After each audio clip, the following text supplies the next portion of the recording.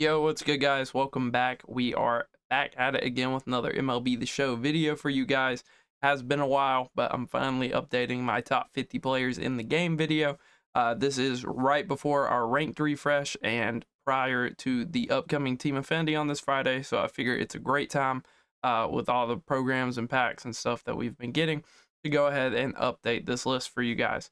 Another announcement is content's probably going to slow down for the channel just because the game always kind of slows down and peters off a little bit post All-Star break. So look for like 1 to 2 videos a week instead of, the prior 3, sometimes 4 that I was doing in the past. We are probably going to slow it down, but I am looking to stream more, probably like 2 times a week, usually in the afternoon. So if you don't want to miss those, turn on the notifications. You can click the little bell.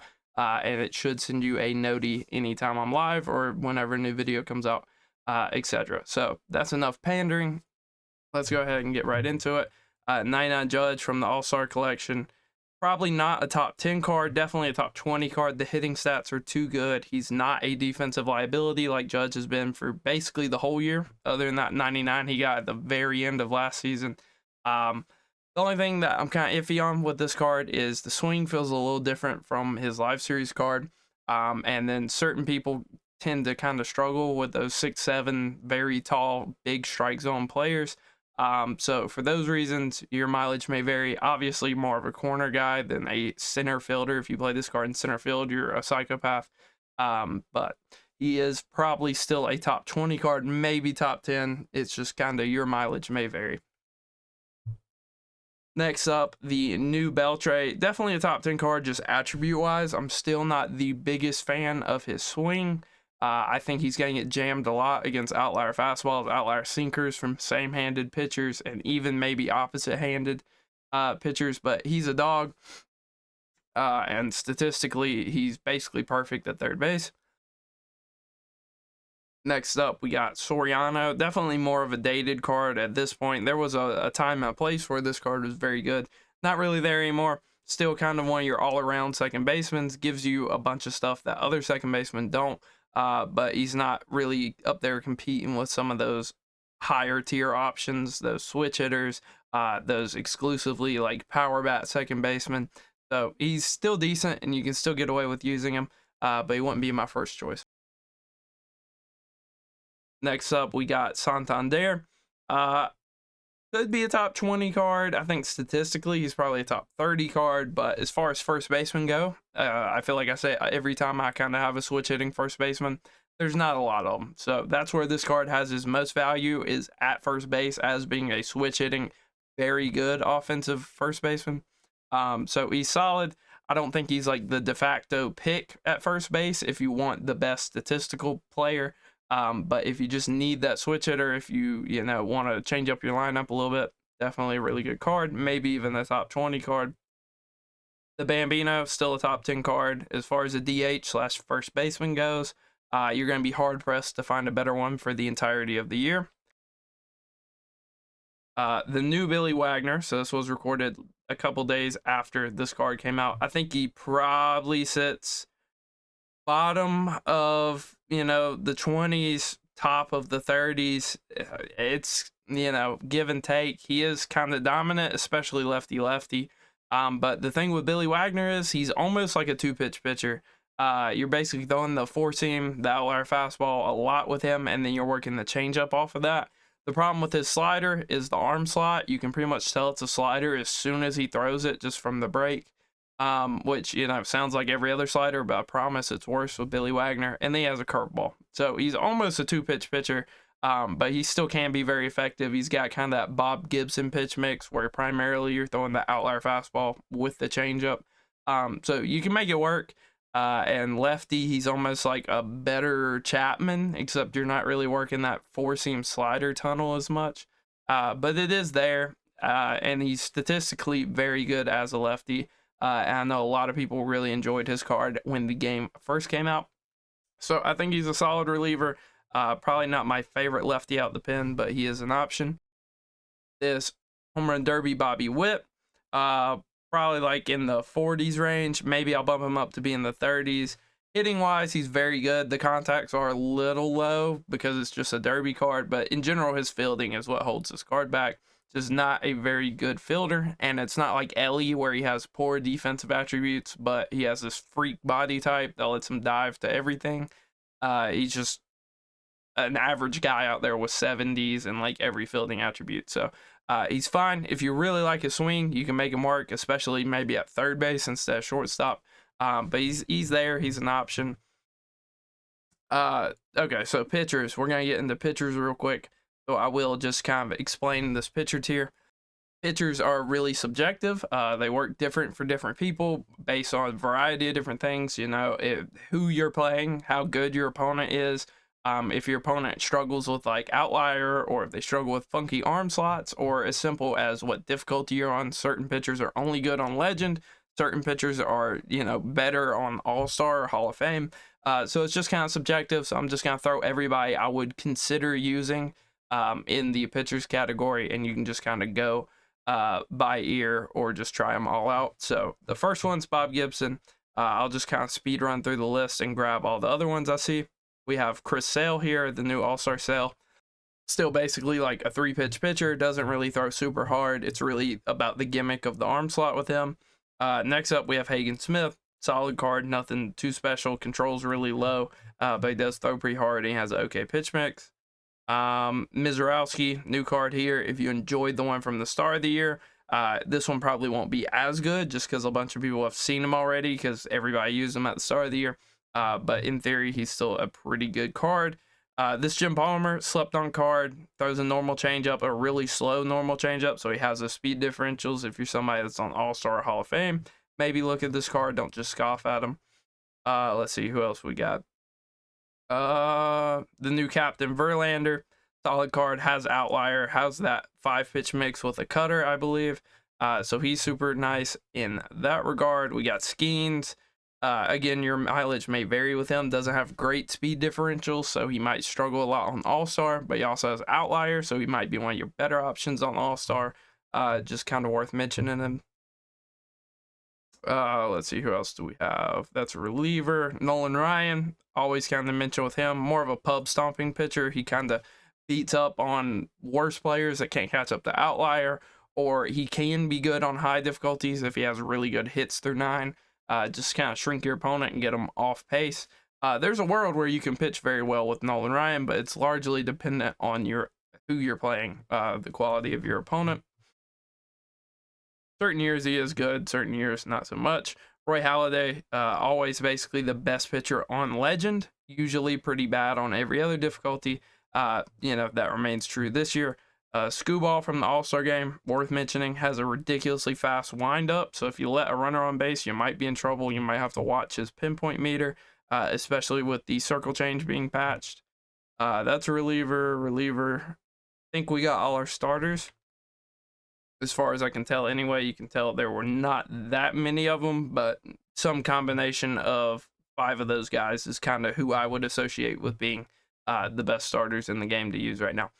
This Brian Dozier, super outdated. I think just worse version of Soriano. I'd take Soriano over him every day unless you're hitting off a lefty. But in the current meta, you know, it's more of a coin toss if you're hitting off a righty or a lefty. So not really super valuable. This Brian Reynolds, probably a top 30 card. His swing is ridiculous. His stats are very good. Does lack a little bit of power, and he is god-awful in the field. So that's worth mentioning. Much better as a you know, a DH, or you leave him in left and you just deal with the defense. But in my opinion, that's not really necessary with some of the cards that we have in the game now. So that kind of hurts him. This Harper card, just bleh at first base. Really, I think there's a bunch of other first basemen that does what he does better. Just kind of a low-ish power guy with decent contact and really high clutch. So really, if you're using them, it's because you really like that Harper swing. I know certain people do, but for me personally, not my favorite card. This Carlos Correa, I want to put him top 20. I think he's more in that 30s type of range, 20s to 30s.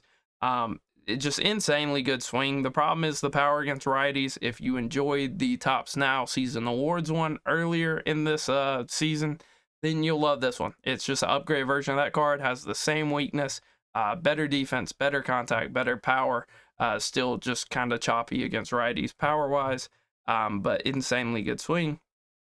Charlie Condon, I think he's fine. Not, he's not a waste. If he's one of the high cards that you bought for that Aaron Judge collection, I wouldn't say it's a waste to have him. But I think there's first baseman that does what he does better. I would probably play him at first instead of third, but you can see you have a ton of options here. 101, 100, 115, 111, 104 clutch, mediocre fielding. He's fine. He's very tall. So again, if you struggle with those tall strike zones, but that might also be a plus because he'll snag a lot of balls in the air, like liners and stuff at first and third, just because of the height. Last year, my favorite defensive first baseman I had all year was Manny Machado. I could see kind of flashes of that with this card. So moving on, 99 chipper up there with Babe Ruth, might be the best card we get all year. Switch hitting, max hitting stats basically, and not a complete defensive liability. He is an absolute dog. 95 chipper, I think he's probably in this 20 to 30 range, but you could argue he's maybe a top 20 card. Just kind of depends on how well you get along with this swing. This card still has really good hitting stats, still has basically every hitting quirk in the game, still has that Chipper Jones swing. He's still a switch hitter. Really the problem is he's just terrible, putrid even defensively, but you can kind of get over that just because of the offense that this card's going to give you. Moving on, we have Jeter. I think he's probably a top 10 card. It just kind of depends. I usually am like on the fence about Jeter. He's fine. I don't love the swing. I don't hate the swing. I think attributes wise, this Jeter looks just really mediocre, especially when you compare him to like Jimmy Rollins that we got last season. But 125 contact against both sides, really low power. The clutch is good. The fielding on paper is good. The speed is relatively good. Just for me, last year that live series collection Jeter just didn't really live up to the defensive stats that he had. I think this card could be very similar. I think he's border top 10. For now, I'll leave him in, but he might get kicked out. Just kind of depends on who else pops up. This Elly De La Cruz, almost want to put him 30 to 40, but we're going to get 40 to 50. Still a defensive freak, even though he has such bad defensive stats. He's still a freak just because of the body type. He's going to dive and get to a lot of stuff that other shortstops just can't get to. The reaction's not going to matter that much with him. Really, the problem with this card is the hitting stats. Maybe if you're running like the switch hitting team or the Corbin Carroll team or Chiriyo or any of those guys, then maybe he's better. But 91, 95 is pretty brutal. 90 power left, 104 power right, and pretty poor clutch. Really, he's here because of his defensive value and the fact that he's a switch hitter. He doesn't bring too much else other than that. Tatis, another collection reward. I think he's borderline top 20. The hitting stats are kind of suspect against one side, if I remember right. You can see 103, 115, 83 power left, 109 power right, 108 clutch. Very fast with very good fielding. Obviously, he's weighted as a right fielder, but you can play him at second or third or short if you want to. If you like Tatis's swing, then he'll play relatively well for you. I still don't love the swing. I believe it is the same one as that rookie one that we got from the program at the start of this season. So if you enjoyed that card, you're going to love this card, and he should be an absolute stud for you. Moving on, Frank Thomas, definitely a top 10 card. I would kind of encourage you guys to be careful because he is a divisive card. He's kind of similar to like Willie Mays in that regard, where you might save up all your cards for this season and pick him because he looks crazy, and you might absolutely hate his swing. He crowds the plate. He's a guy that usually struggles with like high and in outliers, fastballs and sinkers, stuff like that. So I will warn you about that. But Frank is the lefty demolisher every single year. Has a relatively good swing for me every time I've ever used him. Has very good hitting quirks here. And is almost a perfect hitter other than probably the power right. But yeah, it's in parallels. He'll make up for it. He's an absolute goon every single year. And I think he's probably a top 10 card at this point this season. Jackson Holiday basically is Jeter. He's like a lefty Jeter, so I think that just makes him worse in my opinion, because I'd much rather have to hit righty than lefty. Does make the Corbin Carroll and Jackson Trio teams. 107, 125, 90 power left, 100 power right, max out clutch, relatively good fielder, relatively fast. So basically left-handed Jeter. I think that just makes him worse in my opinion. So yeah. The new chase card, James Wood.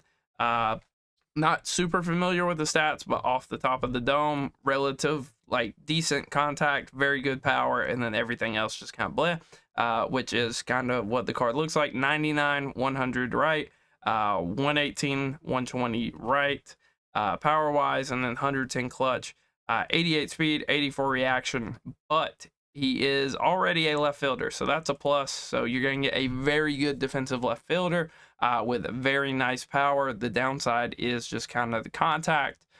So if you're on All-Star, if you're on Hall of Fame, this card will probably be excellent. On Legend, there may be more competitive options, but he's definitely still usable. Jaron Duran, easy top 10 card. This card is phenomenal. They statted him very, very well. I'm a big fan of his swing. The only downside, in my opinion, with this card is the power left. So 106, 90 against lefties is kind of the numbers you need to know. He's going to struggle a little bit against lefties, but against righties, he's an absolute stud. He's basically Juan Soto, has max out clutch, very fast, has a diamond shield with 94 reaction and 99 speed before you put any parallels on him. He is the best defensive center fielder in the game, and that is where most of his value comes from. The new Joe Mauer, I don't know if I can put him as a top 10 card just because he's kind of a catcher. And traditionally, most catchers not named Jimmy Fox don't have the greatest hitting stats in the world. 125 against both sides, 86 power left, 95 power right, 125 clutch, and obviously defensively, he's an absolute stud. First pitch hitter, dead red. So a little lackluster on the quirks, doesn't really have the power you'd love to see, but if you did use that Mauer, I think he was a BR award in the very first season, then you know how good his swing is, and you know this card's going to play above those stats, at least marginally. So I think he's close to being a top 10 player, but we just got to see kind of how the rest of the list peters out before that. This Jordan Walker should be a fine card, not one of my favorite cards. Statistically, he's fine. His swing, if it's anything like last year's, is just fine. It's not good, not bad. It's just kind of middle of the road. Just like his attributes, he's fine. If you are a Cardinals fan, then you could definitely use this card, or if you just want to use young, exciting players or something, you could definitely use him, but he wouldn't be my first choice above some of his peers. This Polanco, absolute stud. If he was being ranked only as a DH, he'd be an absolute demon. He would be insanely good. But as a second baseman, which is where most people should play him, you're not going to play this card shortstop. He's too bad defensively. 100, 118, 80, 86, 125 clutch, and then 86 speed, which is relatively fast for a Polanco card. The problem with him is defensively, he is trash. If you're still running the Devers team, he's going to be a stud. Carroll, Santana, all these teams that he qualifies for. But defensively, he's just trash. So if you can work him in at DH, he's similar to Brian Reynolds, where he's an insane bat to have in your lineup, especially being a switch hitter. But defensively, it's just almost not even worth playing him. Definitely more suited to being like a DH. This Jose Ramirez, this is going to be my most biased pick so far of the video. I think this is a top 20 card. His swing this year is unreal. I think it's even better than the card last year. If we get a card this year that is statted similar to that All-Star Game card from last year, it's over. That's the best card in the game, in my opinion. And this card is an absolute monster. 103 left, 98 right is lower than what you'd like. 120 left, 120 right, 105 clutch, little low. Fielding's not in a great spot. He's not very fast, but at second base or as a DH or even in left field, he wouldn't be terrible, but you got better options. But at second base or at DH, this card's a stud. Even at third base, if you want to play him there, He's unreal. I think he has the best swing in the game. He's a switch hitter.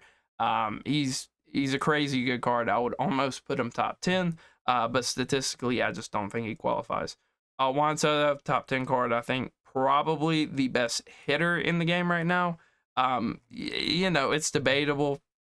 You got other guys up there like Griffey and stuff, but his swing's just unreal. 110 left, 116 right, 95 power left, 120 right, max out clutch, and not a defensive liability like most Soto cards are. He's an absolute stud.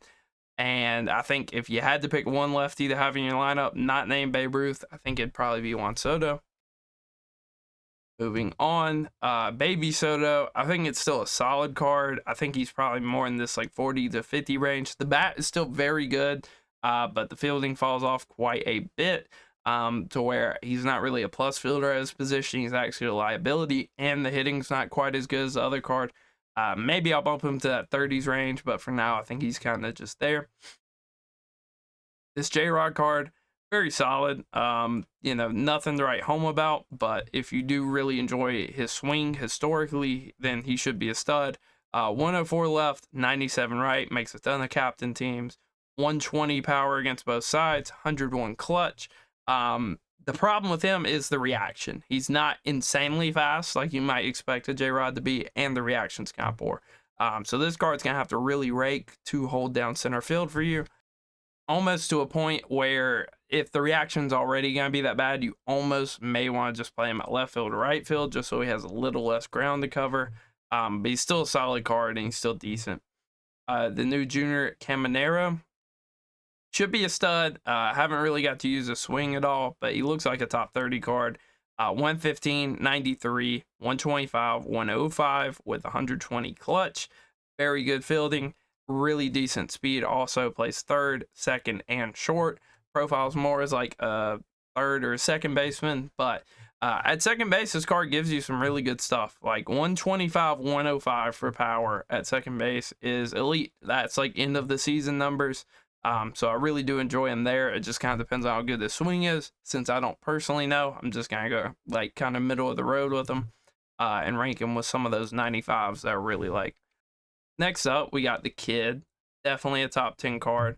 Absolute stud. Him and Juan Soto, two of my favorite lefty swings every single year. The problem with this card is he's not super fast. He's actually 81 speed, 93 reaction, which is decent enough to kind of offset the card to where you can play him in center field. But, you know, traditionally, we usually play Griffey's in left or right field. And this card's going to be no different. You're going to want to either play him in left or right. Probably not your primary center fielder. Next up, Ketel Marte All-Star Game, Team Affinity card, whatever you want to call it.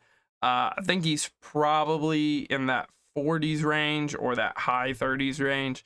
The swing's still good. It's still Ketel Marte's swing, and he still absolutely demolishes lefties, but he is pedestrian at best against righties. 90 contact right, 75 power right. The clutch kind of saves him with it being 110.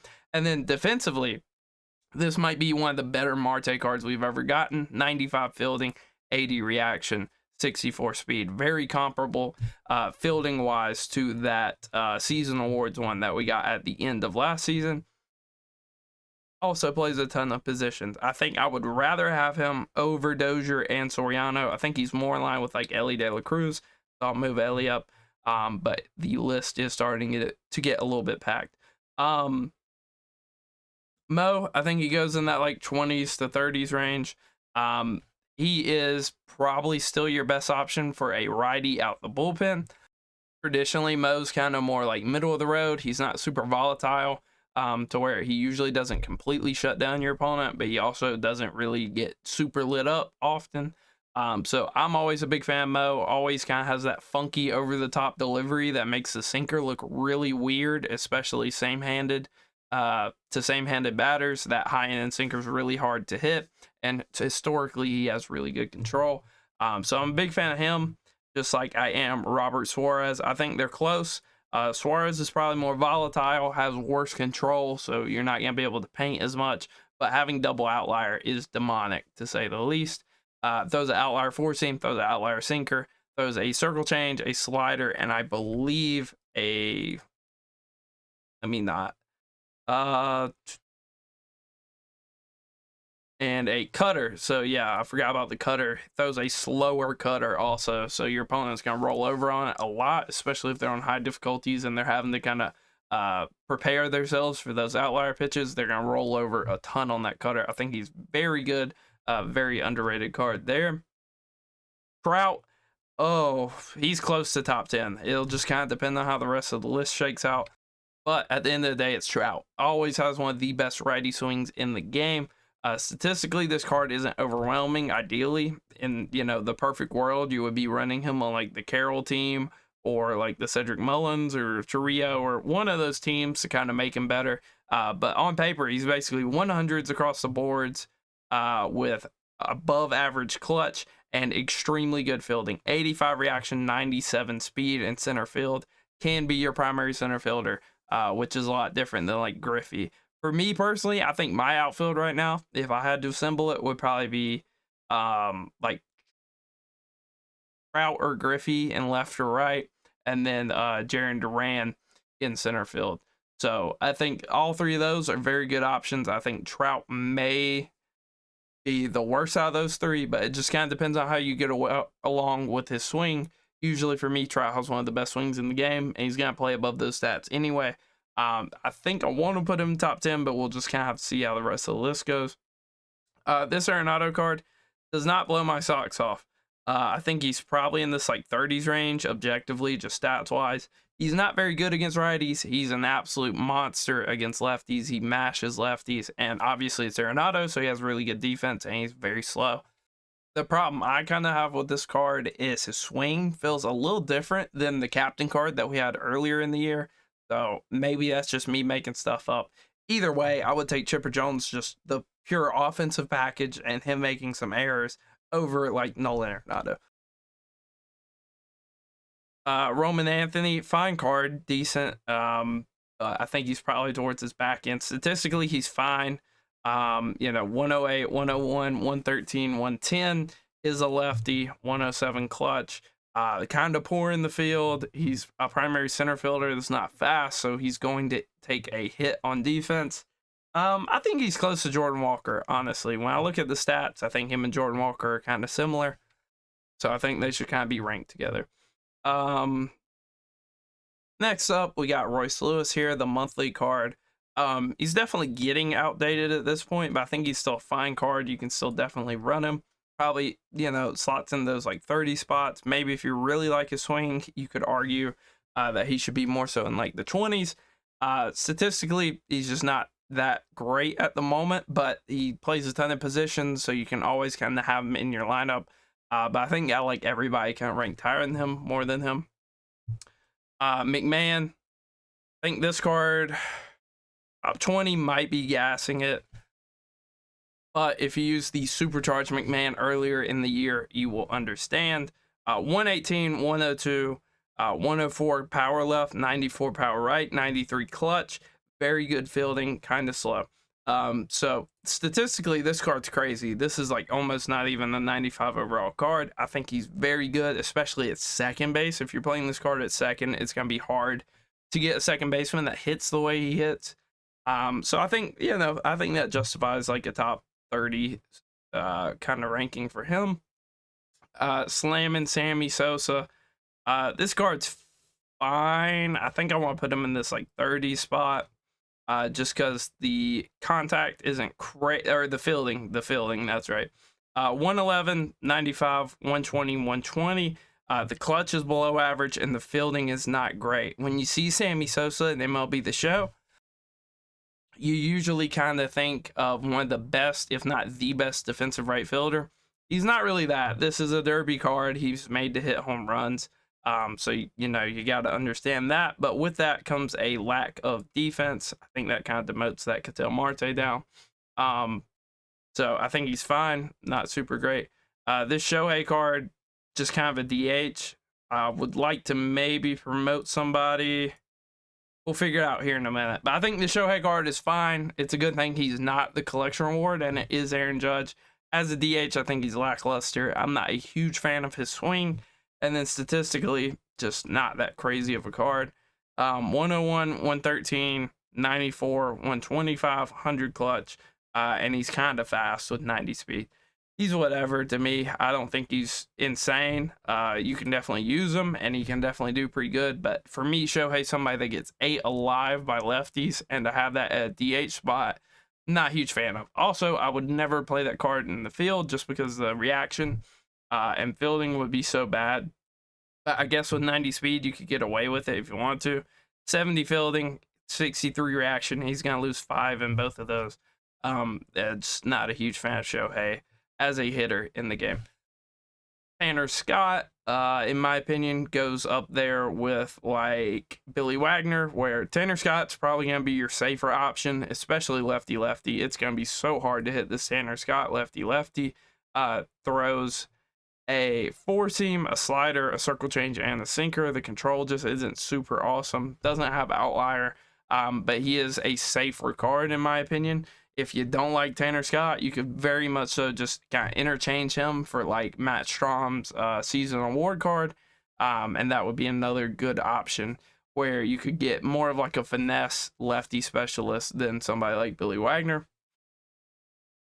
This Teo card, I think he's probably top 20. I'm not a big fan of his swing. For me, his leg kick just happens at a really weird time. He has a slap swing. I get 8 alive with it. But statistically, you cannot look at this card and deny that he's a top 20 card in the game. 120 left, 112 right, 125 power against both sides, 125 clutch, and he's not the worst fielder in the world. He's not good. You'd probably prefer to DH this card, but he's playable in the field. And that's all you can ask for when your hitting stats are that crazy. He's almost like a James Wood, except just, more skewed to the extremes in certain areas instead of just well-rounded. Todd Helton, he's up there. I would definitely like to have a guy like Frank Thomas over a guy like Todd Helton, but I can't lie, using his card from the program, his swing grew on me a whole lot. I think he has a really good lefty swing. 120 left, 125 right. 90 power left is a big downside. 108 power right is pretty decent. Very good clutch. And if you know Todd Helton, Gold Glover, very good fielder at first base.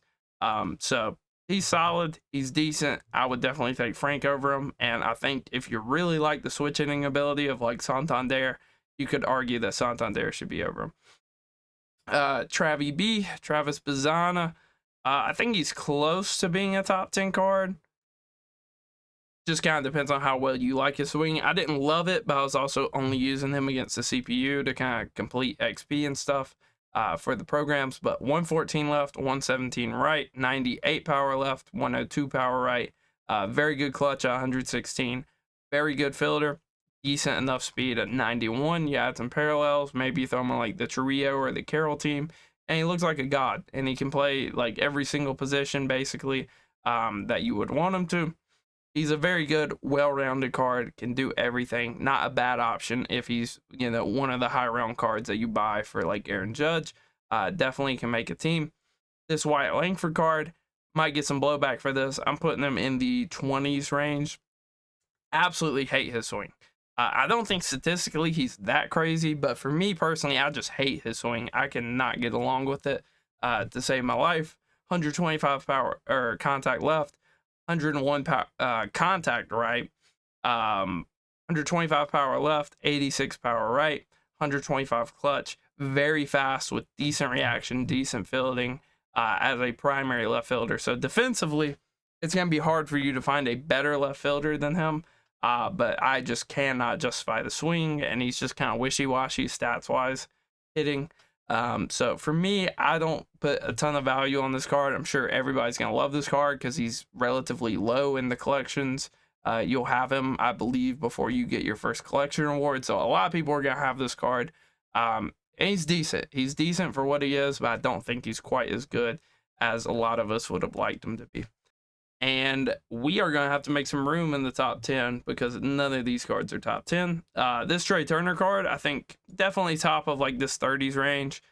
Very good card, still lacks power. He's basically kind of a direct upgrade from that Chase card one that we had earlier. 113 contact left, 119 contact right, 86 power left. So that's where he kind of gets the downgrade. Is his power is higher on average, but it's lower against lefties than like the Chase card was. 114 clutch, and then insane fielding. This is a huge plus for me. The arm is still suspect, but we have not seen a Trey Turner with fielding like this, maybe ever, or if not, then it's been a while. So his fielding's absolutely elite. If you play him at short, if you play him at third, if you play him at second, you could even get away with playing him in center. His defense is that good that a -5 wouldn't be the end of the world in center field, especially with the speed he has. And it's Trey Turner. His swing is always butter. So for that reason, I think he's a top 30 card, maybe even top 20 card. Moving on, we have Willie Castro. For a while, this card was really good. I think he's still decent, but not really worth his weight. Not what people will charge for this card. I imagine he's probably down now. I guess we can check the market.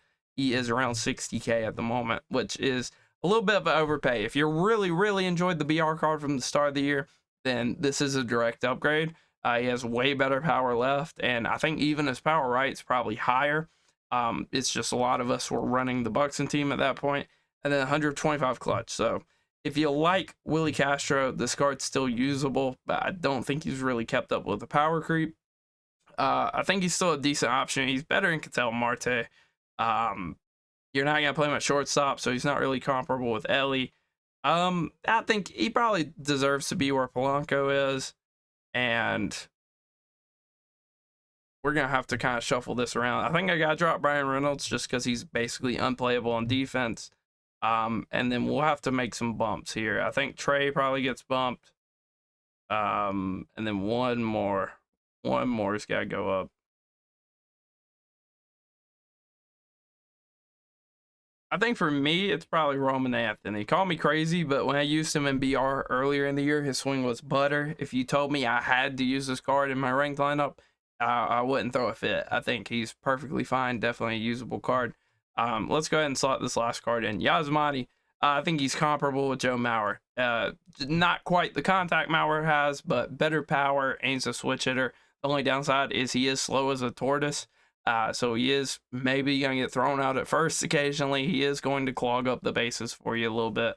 So if you care about that a ton, then maybe that's your, decision maker between him and Joe Mauer. But for me personally, I'd rather have Yaz. You saw into the later parts of last season that top 50 guys were still running that Team Affinity Yaz for a while. It's just kind of a testament to how good his swing is. All right, so Mike Trout gets moved up. Swing's way too good. I want to do Jose Ramirez, but I don't think I can. So I think in that regard, it's probably going to be... Ooh, this is tough. I want to do Mauer just because statistically and how he's going to play for most people. But for me, I'd rather use Yaz than him. So that's a little hypocritical. I think the default options probably just put Judge top 10, which not going to be like that for a lot of people. But for me personally, I always hit good with Judge cards. Here, probably move up Santander. I think most people will do good with him. And then post that, it's just demotions, really. Just got to drop some people down. I think for most people, Tanner Scott will probably do worse than like Billy Wagner will. I think that's probably worth a tier in and of itself. And then we actually don't have enough cards, so I don't really have to stress it because, it should go down to these two here. I think it's 8 per row, and then these two would be 10. So actually somehow I ended up with 2 little cards. I'm going to blame that on the pitchers. So I guess I won't demote anybody. I guess we'll just, make this to 41. And then over here will be, I don't know, we'll just call it 50s. Even though it's not entirely accurate. We'll just call it, or we'll just call it 40s. 40s is more accurate. So yeah, guys, that is the list. It's a little thrown together, but I felt like it kind of had to get done now if it was going to get done because Team Affinity's knocking on the door. So I do want to apologize for the uploads not being super regular. Hopefully we can get kind of back on schedule. I'm looking forward to Team Affinity on Friday, but this will be in the description if you guys, were audio listeners and want to see the list yourself. whenever you get a chance, then it will be down in the description. But that is my finalized top 50 list headed into the Team Infinity drop on Friday. Hopefully you guys enjoyed. Till next time, peace.